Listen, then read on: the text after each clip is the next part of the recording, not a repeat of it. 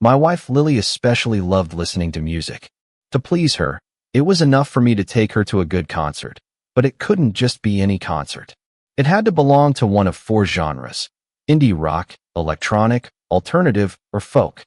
She especially liked indie rock bands, which were often labeled as hipster music. Lily also preferred songs by artists such as Jack Holloway, Lucas Bright, or Ryan Sterling, who were her favorites. Our first date was when I took Lily to see a small venue concert by the Night Wanderers. She wasn't particularly fascinated by the opening act, but she really liked the main band. Years later, she confessed that she fell in love with me after that concert. The reason for this is not entirely clear to me, even after 12 years of marriage. Lily remains as stunning as ever, with her tall stature and slender figure. She boasts a fantastic figure. Her dark emerald green eyes contrast strikingly with her shock of auburn hair. Whenever Lily dresses up, she still attracts attention. As for me, I'm Michael Hayes, and I don't look that bad. I am tall and of decent weight, with sandy hair and blue eyes. We were often told that we were a beautiful couple. As a student, I never had any difficulty finding female companionship, but when I met Lily, I realized that she was the one I wanted to see next to me. For 12 years, I believe that Lily felt the same way about me. We first met in high school and fell deeply in love with each other. Our bond only strengthened during our 4 years of university studies, which led us to tie the knot 3 months after graduation. Lily is not just my true love. She is my soulmate, my everything. Life is unthinkable without her. Although we cherish our 2 children very much, it becomes difficult to be spontaneous with them. Tonight was supposed to be special for the 2 of us. We decided to go to a music festival in the city with 3 other couples, looking forward to a late evening with drinks. We rented rooms in one of the hotels in the city center. We agreed that my parents would look after our 2 daughters for this evening. The evening promised to be truly unforgettable, but everything turned out in an unexpected way. Upon arrival at the festival grounds, I was overcome by a feeling of anxiety, although I could not determine its cause. The women seemed preoccupied with something, and one of the men radiated a sense of complacency. Among these 3 couples, I particularly liked David and Hannah, as well as Rob and Anna. David worked as a software engineer, and Hannah ran the household, raising 3 children. Rob was the owner of his plumbing business, and his wife was in charge of administrative affairs. The only couple I didn't really like were Jason and Tessa. To be honest, I didn't have any problems with Tessa, but Jason seemed unpleasant to me. Despite this, Lily and Tessa were college roommates and maintained a close friendship. Therefore, I had no choice but to tolerate Jason's presence. As far as I understood, Jason was to some extent connected with the music industry. I think he mentioned that he was an agent or something. It turned out that he was not particularly successful, while Tessa held a lucrative position as a representative of a pharmaceutical company. Personally, I held the position of financial advisor at a well-known brokerage firm. At the initial stage, everything was sluggish, but now I have more clients than I can serve in my company. As soon as you reach a certain threshold of clients, you are asked to become a mentor to a new employee and transfer part of your clientele to them. Naturally, I keep the most profitable clients for myself. I've had to make this decision twice before, and it looks like I'm going to have to do it again in the near future. I'm enjoying a thriving career right now. Lily began her professional career as an administrative assistant to Mark Wilson, the executive vice president of the regional bank. After the birth of 2 daughters a year apart, Lily decided to stay at home with them until the youngest, Emily, went to 1st grade. Subsequently, Mark approached her one day and offered her a part-time job in connection with his promotion to president. Interested in this proposal, Lily considered her decision. I supported her decision to take advantage of this opportunity. If you suspect that I was wrong to advise Lily to return to work and that she is now having an affair with her boss Mark, then you are very mistaken. Mark is 62 years old, bald, and more importantly, completely devoted to his wife and 5 children. Even though I felt that something was wrong, I decided not to dwell on it. I was looking forward to an evening of music with my wife and an intimate night together. While chatting at the festival, we met several familiar couples. Regular trips to concerts often lead to meetings with pleasant people. We also crossed paths with an old college acquaintance, Greg Abbott, and his wife Brenda. While I was talking to them, Lily and the others came over to our area. As soon as a new set of music started, everyone's attention was attracted by the commotion near the main stage. A crowd gathered, and Brenda began to breathe heavily. "What's the matter?" Greg asked. "Don't you recognize him?" Brenda exclaimed. Looking back, I saw an extraordinarily handsome man. He was a little shorter than me, but his appearance was undoubtedly striking. Greg and I openly admitted our ignorance. "This is Ryan Sterling," Brenda exclaimed excitedly. "He and his fiancée Emma Winters are some of the hottest music stars right now." "Indeed," Greg remarked, turning his neck to look at Ryan. "I wonder if Emma Winters is here too," Brenda playfully interjected. "Michael, on a scale of 1 to 10, Emma is undoubtedly a 15. She slapped her husband's arm teasingly. "It's typical of you to think about that," I replied. Watching Ryan, I noticed that he was one of my wife's favorite singers. I thought about getting his autograph for her. The subsequent events completely stunned me. Ryan came over to our area and asked my wife to join him backstage. Without hesitation, she willingly went with him. For the next 4 songs, she didn't return. Annoyed, I returned to our spot and sat down. My wife didn't even bother to ask if I was against her going off with another man. When the 5th song started, I tried to intervene, but Jason's glass tipped over, and he cut his hand. "Michael, could you help me?" he asked. I looked in the direction my wife had disappeared and then at Jason. Instead of going after my wife, I decided to take Jason to the men's room.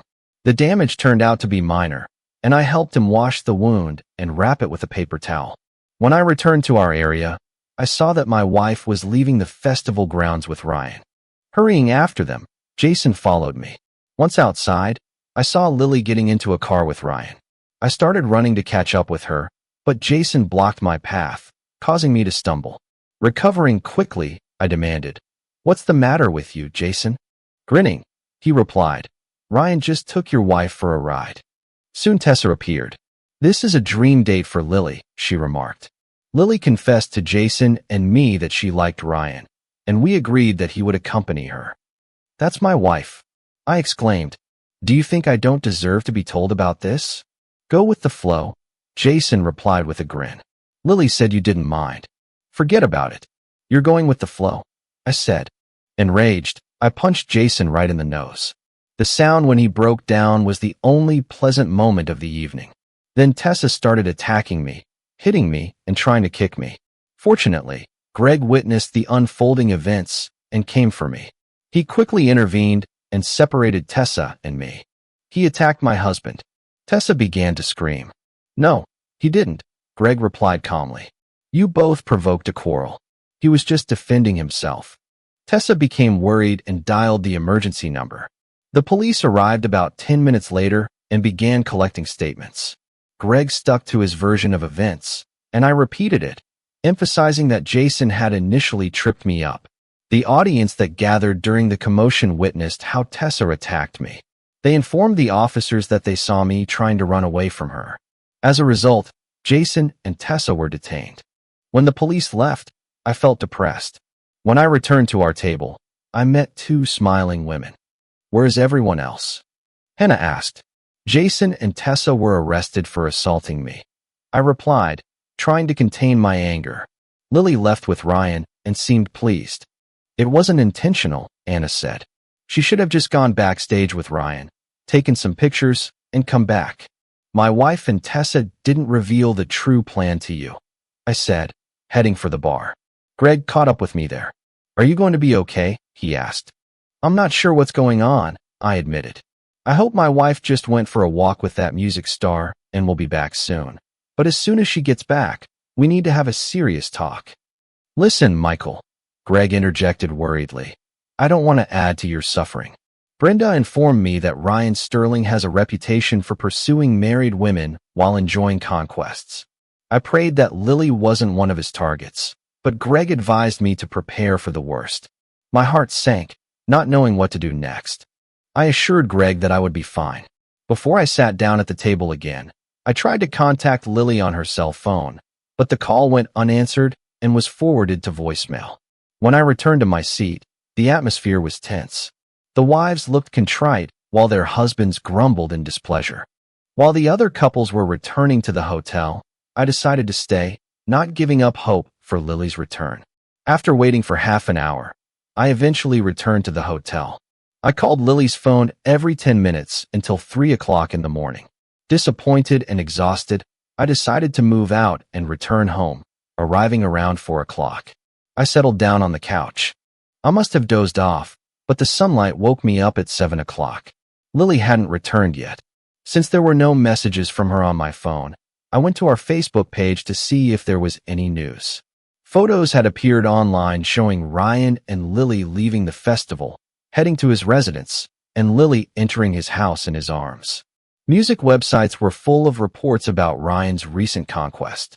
Burning with anger, I immediately contacted my lawyer, whose call was redirected to his residence since today is Saturday.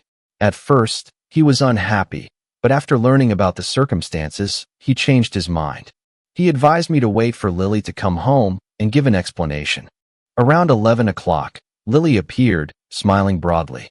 The smile disappeared as soon as she saw my expression. "We didn't do anything," she hastily explained. "We just talked all night.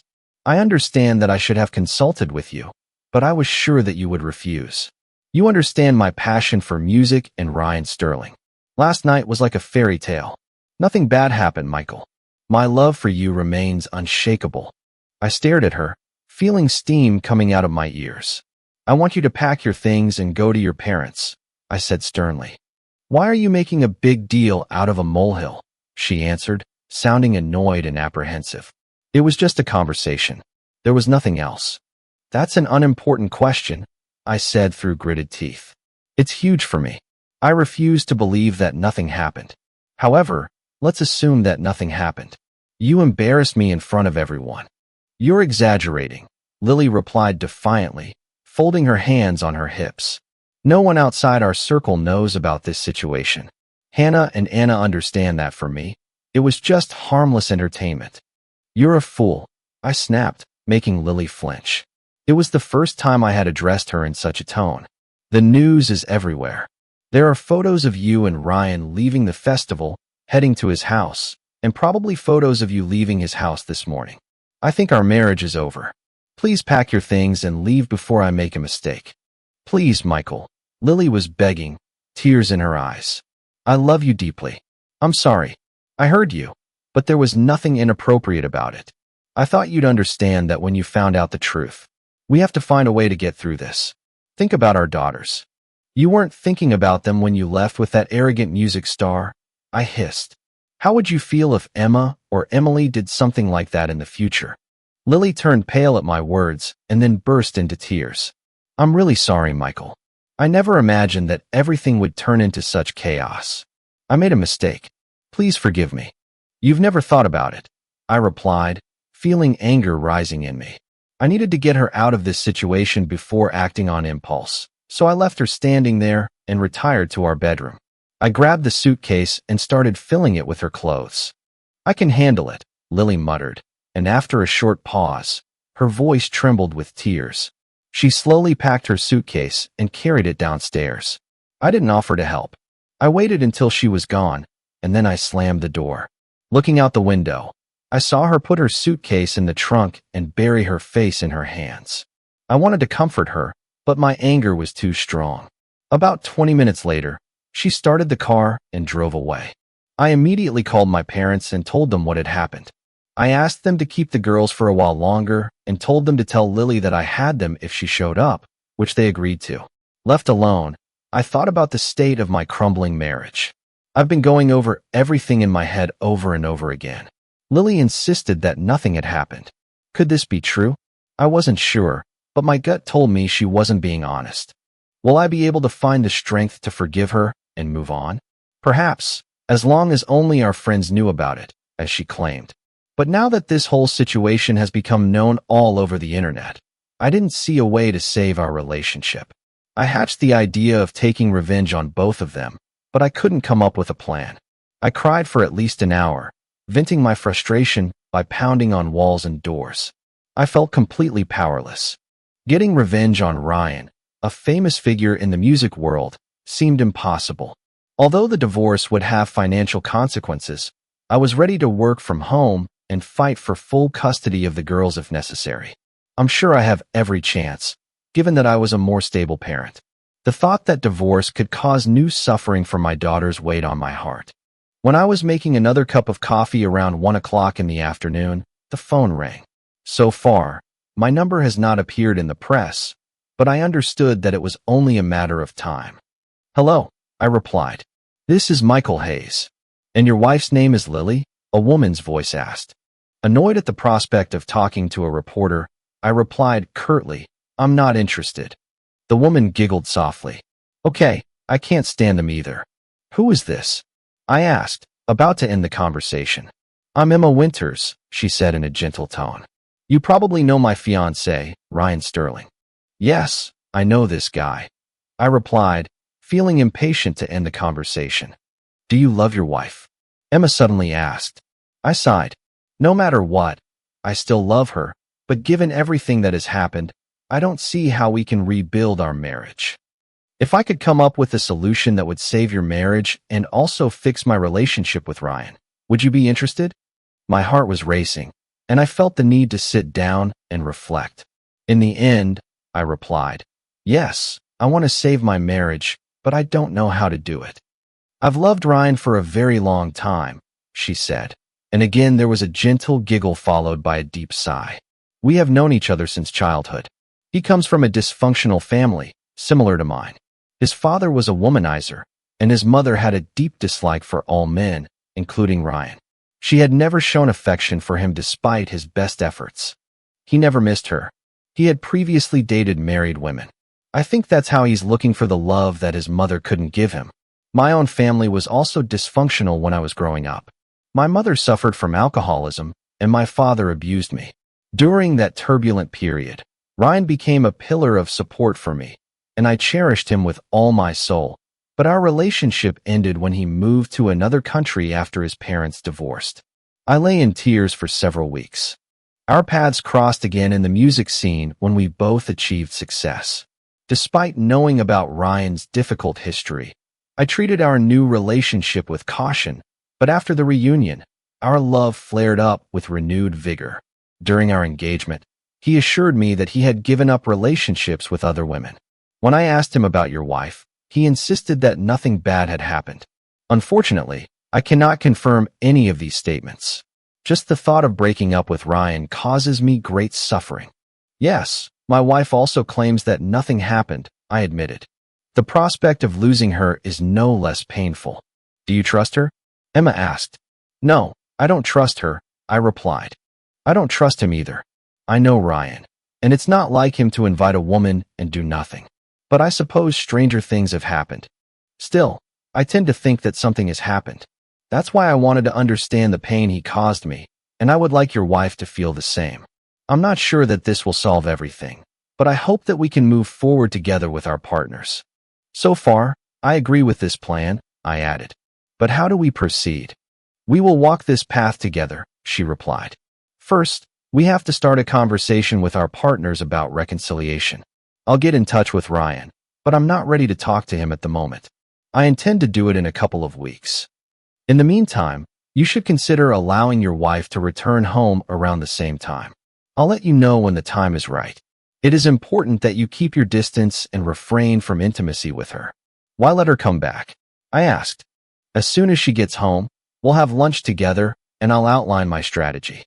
There are still a few aspects that I need to work out," she explained. Although I was still not sure about the correctness of this plan, having no alternatives, I decided to act. First, I contacted my parents and informed them that I would pick up the girls in 30 minutes. Then I called my administrative assistant, Jennifer, and informed her that I would be working remotely for the next week. I could tell from her sympathetic look that she was already aware of the situation with Ryan and Lily. She kindly offered her help in any necessary capacity. Then I dialed Lily's parents' number. Her father answered the phone apologetically. He saw the news and expressed embarrassment. When I asked to talk to Lily, she was overwhelmed with emotion, tearfully apologizing and expressing a desire to return home for a conversation. "Lily," I said calmly, "I think it would be better for us to live separately for a while. I will be working remotely next week. You have obligations from Monday to Wednesday. Let's arrange for you to pick up the girls on Wednesday evening. During this time, we will be able to solve everything. I will take responsibility for them on Sunday evening." "Please, Michael," she begged tearfully. "I want to go home. I want us to become a family. Don't you want that too?" "I thought so," I replied sadly, "but now I'm not sure. I'll see you around 5 o'clock on Wednesday." I picked up the girls and informed them that Mom would spend a few days with their grandparents. They had a lot of questions, but their excitement increased when we arrived at Chuck E. Cheese. After a few hours of games and dinner, we returned home. As soon as we entered the house, the phone rang. Not knowing the number, I decided to ignore it, but it kept ringing every 5 minutes until I unplugged it from the network. Around 6 o'clock, my cell phone rang. It was Lily. "Why don't you answer?" she snapped.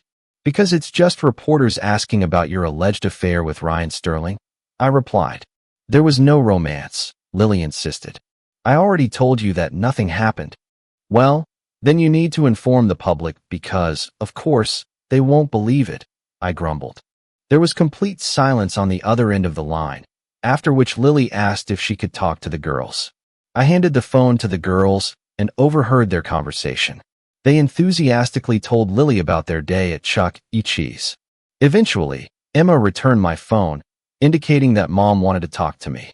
Lily begged me to come home, but I told her I needed extra time on Wednesday evening. Lily arrived at 4 o'clock instead of the agreed 5. I was a little annoyed that she didn't follow my instructions, but I decided not to pay attention to it. The girls were very happy to see her, and Lily showered them with affectionate kisses, but when she tried to kiss me, I instinctively recoiled. Her expression became painful and tense. "Then so be it," she said irritably. "Maybe I should just take the girls and leave if that's what you want." "No, Lily," I hastily interjected, looking panicked. "Let's sit down and solve our problems." The girls started packing for the night when Lily informed them that they were going to visit their grandparents. "What should we do now?" Lily asked after an awkward silence. "I wish I knew the answer," I replied. "Right now, I feel offended, confused, and angry. Do you have any suggestions on how to deal with these emotions?" I asked. "All I can do is apologize," Lily replied, her voice trembling slightly. "I made a serious mistake. Please, I beg you, forgive me. I don't want to lose you." "Lily, it's not that simple," I replied, leaning back in my chair and crossing my arms. "In the eyes of the whole world, I look like a fool. My wife betrayed me, and I didn't do anything." Lily started crying. "I never wanted to hurt you. I just really wanted to meet Ryan Sterling and see his house. I knew you'd be upset with me, but I didn't expect it to escalate into such chaos." "Lily, I sincerely want us to get through this," I said, eliciting a fleeting glimmer of hope in her eyes. "But I have consulted with a lawyer. In case of divorce, I will seek full custody of the girls. It would be wise if you find yourself a lawyer." "I don't want a divorce," she screamed. "You can't take my daughters away from me." "Lily, I'm not suggesting we get divorced," I clarified, "but we have to prepare for the worst." "I don't want to hurt you," I said, "but given the attention to you, the court may be inclined to grant my request for custody." "Please refrain from this," Lily begged. "I am ready to do everything to fix our relationship. Why don't we continue our conversation?" she suggested. "Let's meet for lunch next Sunday when you pick up the girls." "If you insist on maintaining custody of the girls," she replied with a note of anger in her voice, "I will not tolerate such uncertainty. It's bad for them. If you keep this up, I will immediately start the divorce proceedings. And remember, your reputation is tarnished. I doubt the courts will view you in a positive light," I said. Lily seemed to lose her resolve at this statement. "I won't continue. I don't want to get divorced." The second week began, and I returned to my duties in the office. If my assistants reacted to the situation with understanding, then several clients turned out to be less understanding. 2 of them found the situation funny and started teasing me. Despite my polite requests to stop, they continued. Disappointed, I announced that I was ending our cooperation and transferring their portfolio to another organization. Despite their attempts to apologize, I firmly stated that our business relationship had come to an end. The news of this decision spread among my clients, and conversations about my wife and Ryan stopped. Emma contacted me around 2 o'clock in the afternoon. "Do you have any plans for the evening?" she asked. When she was convinced that I didn't, she replied, "Great, because you're joining me for dinner at Elevation at 7 o'clock. A formal dress code." With that, she quickly ended the conversation. I was stunned that Emma informed me about the reservation of a table in the Elevation room, known as the most elite restaurant in the city. A table there usually took a long time to secure, and the prices were prohibitively high. I arrived at 7 o'clock and was escorted to a secluded room at the back of the restaurant. Despite the fact that the table was only for two, the room was extravagantly decorated with a velvet sofa. My thoughts involuntarily turned to what was happening on this very couch. About 5 minutes later, Emma Winters appeared. When I got up from my seat, I couldn't help but admire her striking appearance. I was sure that when she appeared, the whole restaurant looked in her direction. She was small in stature, with gorgeous blonde hair, warm brown eyes, and an attention-grabbing physique. It was Emma's smile that really captivated me. There was some kind of essence in her that breathed life into you. I couldn't understand why Ryan shunned women of her level. "May I address you as Michael?" she asked, settling into the seat opposite me. I nodded. "And how should I address you?" I asked. "Emma, of course," she replied with a soft laugh that made me smile. We ordered drinks and talked for a while. I briefly talked about my profession, but mostly regaled Emma with humorous anecdotes about my daughters and awkward teenage moments. When the waiter returned for our orders, I hesitated to rush Emma, but I couldn't wait to learn about her strategy.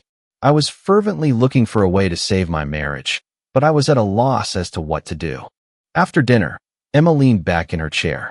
"Let's start with the fact, Michael," she began with a thoughtful smile, "that this insidious Jason Morris organized this whole fiasco.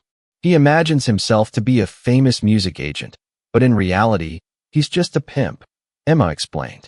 "He sets up situations in which unsuspecting people, especially married women, get intimate with music stars. It's amazing how many people he's trapped into relationships with these celebrities," she continued.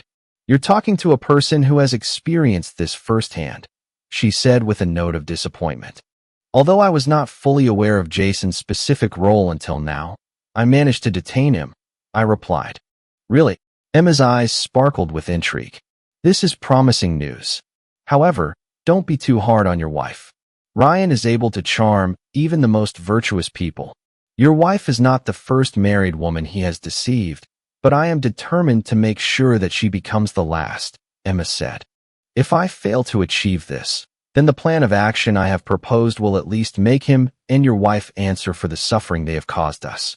I cannot guarantee that after the implementation of my plan, either of us will remain in our current relationship, but we will be comforted by the fact that we will not let them escape the consequences of their betrayal," she explained. Emma's compassion for my wife took me by surprise, but I found comfort in the fact that there would be consequences. At that moment, my main concern was how to find out her intentions. "What's your plan?" I asked. "Before I divulge the details," she replied, "I would like to say, Michael, that you are an attractive man with charm. Your wife made a serious mistake by jeopardizing your marriage. If the circumstances had been different, I might have been intrigued." "That's very kind of you, but we both know that we live in different worlds," I replied. "Besides beauty, you have amazing compassion. Your words are generous, but despite our different backgrounds, my interest in you remains unchanged," she admitted. "Thank you," I admitted, curious to learn more about her strategy. That I eagerly asked, "And what's next?" "In the next 2 weeks, I intend to attract you as a client," said Emma. "Excuse me? I don't quite understand," I replied, perplexed. "As a client? Do you mean to get financial advice?" "Yes, that's right," she said. Still not understanding what she was talking about, Emma clarified, "I will make some investments through you, but we will have to hold several meetings to clarify the details. In total, I suggest 4 meetings, 2 at your office and 2 at lunch." I'll choose the places. Very good, I agreed, although I still didn't understand what the purpose was behind it. I can open an account for you, but the minimum investment amount is $10,000. I intend to invest a much larger amount, she said, and her smile widened. In the meantime, it is necessary that you do not tell your wife that I am your client. You should continue to meet with her to discuss reconciliation. After 2 weeks, you will allow her to return home, but refrain from intimacy. Subsequently, on October 15th, you and your wife should attend the charity music gala, which I have been actively involved in for many years. Most people don't know about my connection to this event, which I prefer to keep to myself. I usually show up every 2 years, but this year I will be present, and you and your wife will accompany me, Emma said. I was on board even before the charity event started. I said, as far as I understand, tickets cost $20,000 apiece, and I cannot justify such expenses. Emma giggled again, flashing a smile that made my whole body tremble. Don't worry, your tickets will be provided free of charge. Just tell your wife that a client has generously gifted them to you, she assured. I still can't figure out how this plan can be useful, I admitted, expressing my disappointment. Well, Michael, Emma explained, part of the evening entertainment includes an escort auction. An escort auction? I asked again. Emma giggled again and explained, not the type of escort you're thinking of. We are auctioning willing men to women participating in the event. The one who offers the highest price will get the right to put a symbolic collar on the chosen man. Subsequently, men obey the whims of the winners, Emma continued. Although most of the participants are not married, there are also married men who allow their wives to bid. In rare cases, a married man may not receive a win from his spouse. As a rule, such married people observe decency because otherwise, their wives will, for obvious reasons, be upset. But this year, a married man will be auctioned at the gala auction, and his wife will not provide a winning bid. Subsequent events will not remain without consequences, she said. I kept a puzzled expression of disbelief on my face. Emma giggled and patted my hand reassuringly. You are a married man put up for auction, and I will be the winner. So all you have to do is rent a tuxedo and buy a new dress for your wife and join me as a guest.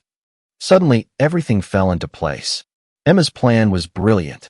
She offered Ryan and Lily a taste of the suffering that had befallen us, and even though I knew it was just a charade, just spending the evening with Emma Winters while everyone else assumed the worst would help even things out. It would shift the focus from me as a victim to Ryan. In addition, it would allow my wife to understand the pain and humiliation I have experienced. Perhaps this joint experience would help us turn to a psychologist and eventually overcome this ordeal. In the following weeks, time flew by quickly. During Emma's first visit to my office, the staff were full of enthusiasm. Our lunch gatherings took place in inconspicuous restaurants, but the need for such secrecy eluded me. Most of our conversations could have taken place within the walls of my office, but our communication mostly consisted of exchanging jokes. These dinners were amazing and gave me the opportunity to get to know Emma and Ryan better. It was obvious that she was genuinely attached to him and would be upset if their relationship broke down, but at the same time, she was ready to break up if he continued his previous behavior. A week before the celebration, I allowed Lily to return home, but at the same time, I made it clear that I would occupy the guest room. Although she looked depressed, she did not dispute this decision. On Wednesday, the day before the gala, I arrived home with tickets, and Lily's eyes were shining with excitement. She was animatedly discussing the celebrities who would be attending the party and then scolded me for spending lavishly. It didn't cost me anything, I assured her. One of my clients generously provided tickets. I thought it would be a pleasant evening. By the way, I think you should buy a new dress for this occasion, something seductive. Lily's enthusiasm was palpable, and I almost took a liking to her, but a memory flashed through my mind of that ill-fated evening when I expected magic, and I was made a fool of. It was necessary for her to understand the depth of my suffering. When we arrived at the place, about 500 people had already gathered. In the registration area, there was a table designed for registration for the auction. I noticed a queue of men filling out questionnaires, 5 of whom were very handsome. I turned to Lily, feigning innocence, and asked, "What are you thinking about?" gesturing at the table. "It's a charity event, and we didn't incur any ticket costs. How about I sign up and you bet on me?" Lily giggled, though her laugh wasn't as melodious as Emma's. "I don't have any money, and I didn't bring my wallet with me because it won't fit in this bag," she explained. Following Emma's instructions, I took cash with me. "Here's $1,000. You probably won't have to pay more than $50, but it's for charity, so offer at least $200, I instructed. "You're worth the whole $1,000 and more," Lily said with a big smile. Getting in line and walking forward, I started filling out the questionnaire. Looking at the list, I noticed that about 18 or 20 men had signed up. If I hadn't known that this was all staged, I would never have had the courage to take part. When I was about to leave, the woman at the table asked, "Have you indicated that you were married?" I nodded, and she handed me another document. "I assume that your wife is accompanying you. She has to fill out and sign this form so that you can participate," she informed me. I signaled Lily, gave her instructions, and she quickly filled out the form. Unaware that Lily had signed the document without reading it, she agreed that the winning bidder would dictate her actions to me. After completing the formalities, we went to the appointed table. Emma ordered us to sit down with 2-star TV presenters and 2 musicians from a popular national band. My wife was charmed not only by our table companions, but also by the numerous celebrities who attended the celebration. When the auction started, all the male participants were called to the stage. Smiling at my wife, I headed for the exit. As it turned out, there were 24 participants in total, and I assumed that most likely Emma deliberately left me as the last contender. When I took the stage, the funds raised exceeded $300,000, and I must admit that the bidding process was lively and exciting. "Our last participant is a local resident," announced the announcer, a well-known game show host. "His name is Michael Hayes. He is married, the father of 2 children. I'm sure his wife is out there somewhere diligently emptying the piggy bank. Shall we start the bidding with $50?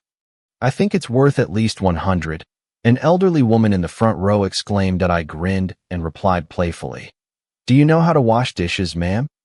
"I'll wash and dry," she joked, drawing laughter from those present. "This is more than my husband can handle," another elderly lady added.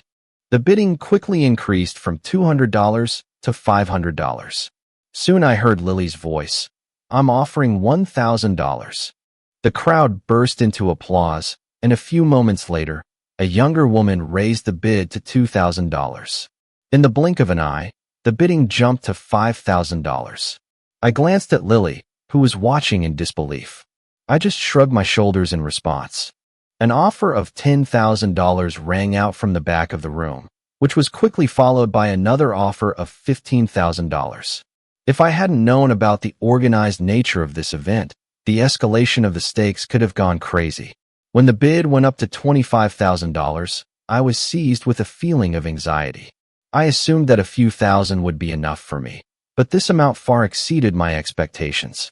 Suddenly, Emma's voice rang out from the far corner of the room. "I'm offering $100,000.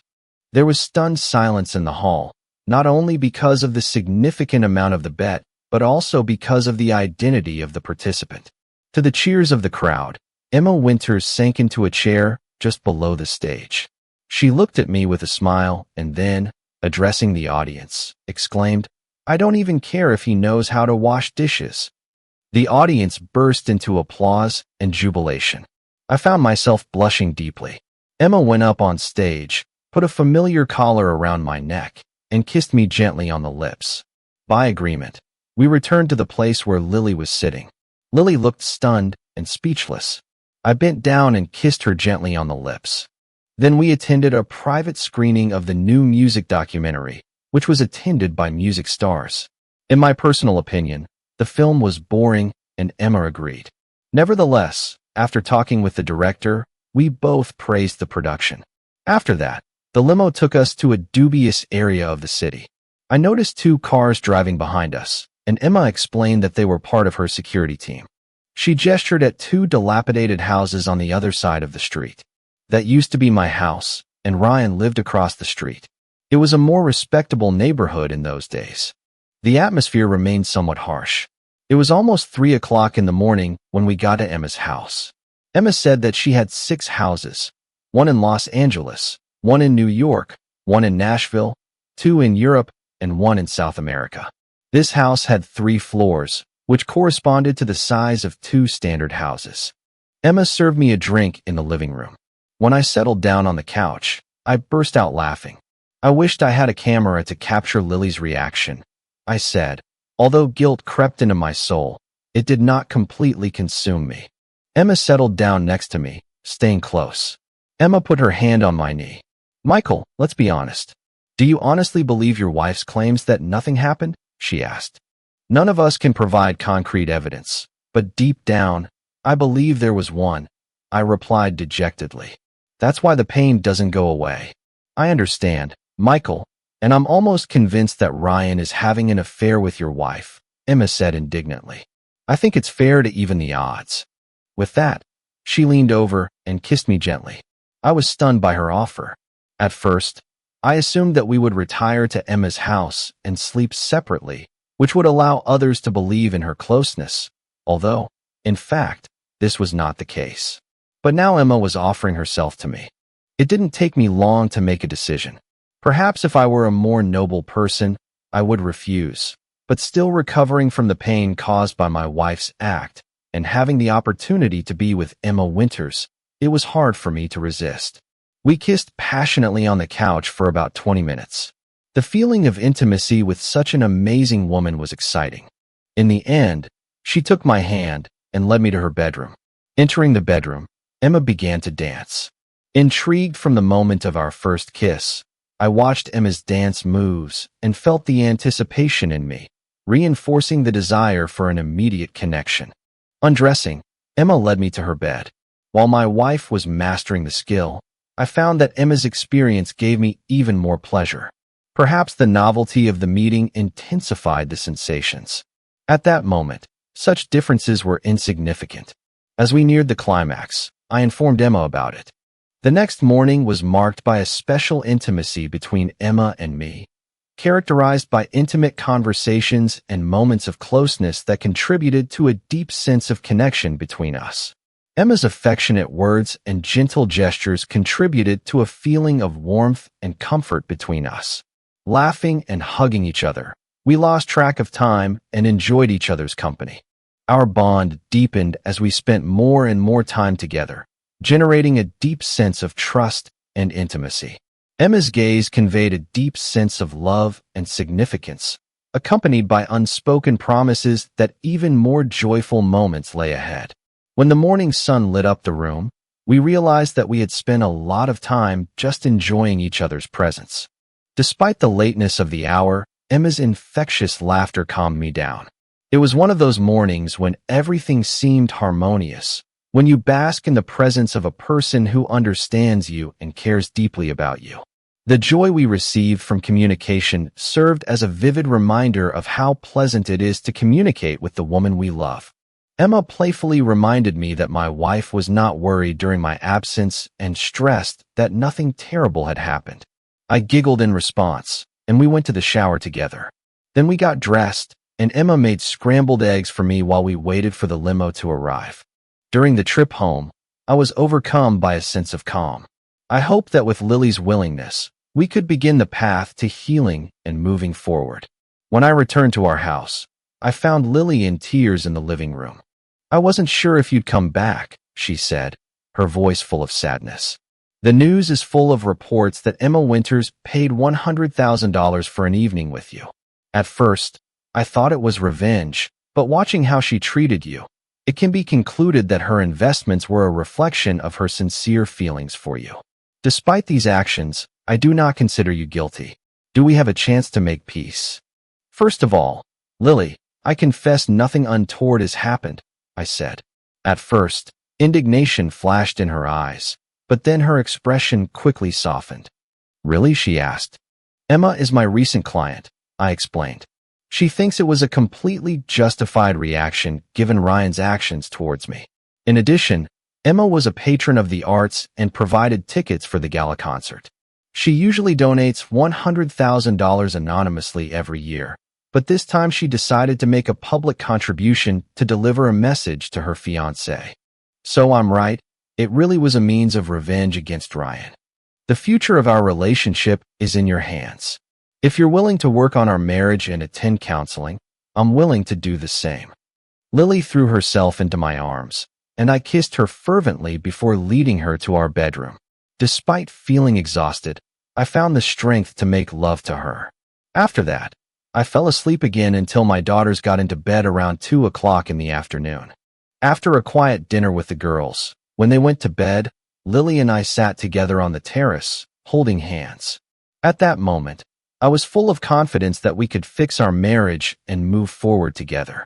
Lily and I turned to a consultant named Rachel for help, who played a crucial role in solving our problems. Surprisingly, Rachel was more strict with Lily than I expected. I thought Rachel, being a woman, would be more understanding about this, but she quickly pointed out that Lily had thought through her affair in advance, and I hadn't. Despite the fact that we both insisted that there was nothing physical, Rachel was skeptical. She stressed that seeking solace in someone other than a spouse is in itself a betrayal. Lily blushed throughout our conversation, and Rachel didn't seem to pay attention to it, understanding my night with Emma as revenge on her fiancé, which in fact it was. Rachel, of course, did not know about my significant role in organizing the affair. Despite this, the consultations turned out to be incredibly useful. Surprisingly, one positive result was extracted from all this turmoil. Lily has stopped obsessing over music, and she no longer finds pleasure in attending concerts, but she is ready to join the girls if they want to listen to a children's album. As for Jason and Tessa, I decided to drop the charges against Tessa, explaining to the authorities that she believed she was protecting her husband, but I continued the accusations against Jason. As a result, he was sentenced to 3 months in a district detention center. We decided to sever all ties with Jason and Tessa, and Lily is no longer in contact with Tessa. Their relationship has deteriorated significantly, and Lily holds Tessa responsible for almost ruining our marriage. I cannot understand my wife's point of view on this issue. Meanwhile, Emma and Ryan exchanged vows at a wedding that was called the Wedding of the Century. The guest list exceeded 1,000 people, and the presence that had become a status symbol in the music world. Unfortunately, Lily and I didn't get an invitation, but I sent Ryan a wedding present, a pair of bullhorns. I cut the horns in half and sent them with a note. Stay away from my wife, and I'll stay away from yours. I still held a grudge against Ryan, but Emma assured me that he found the gesture funny. He even framed the note and proudly hung it in his studio. In typical music industry fashion, their marriage turned out to be short-lived and lasted only a year. True to her word, Emma, after learning about Ryan's infidelity, began divorce proceedings. The breakup was peaceful, and they remain on good terms, but it was still a pity. Emma confessed to me that she genuinely loved him. From what she said about their relationship, it became clear that they shared a deep affection. Unfortunately, this was not enough to save their marriage. Interestingly, Emma is still our client. After opening her account, she deposited a significant amount of $1 million into it. I assumed that after taking revenge, she would close the account, but she decided to keep it. When the account balance reached $2 million, she added $2 million more. Although we have never met in person since that celebration, we regularly FaceTime each other about 4 times a year to discuss her investments. Sometimes our conversations boil down to the study of life. Emma demonstrates sharp business acumen, showing unexpected conservatism in choosing investments. Her political views remain a mystery to me. Although the quarterly portfolio update lasts about 20 minutes, our conversations often drag on for an hour or two, covering a wide range of topics. After her divorce from Ryan, Emma jokingly suggested that she should have chosen me. I waved her off, emphasizing the difference in our experience. Since then, she has been playfully teasing me, not letting me come to my senses. She even jokes that with a good combination of circumstances, she can start a romantic relationship, jokes that she will make a move as soon as she finishes her world tour. As Lily and I approach our 15th wedding anniversary, I can't help but acknowledge the difficulties we faced along the way. Despite all these difficulties, our marriage was just amazing. Looking back, I'm sure that without Emma's help, I could have considered divorcing Lily. Now I can't imagine my life without her. In addition, I want to share another interesting event. Lily is pregnant, and we are looking forward to the birth of our boy. This news filled me with great joy and anticipation of the future.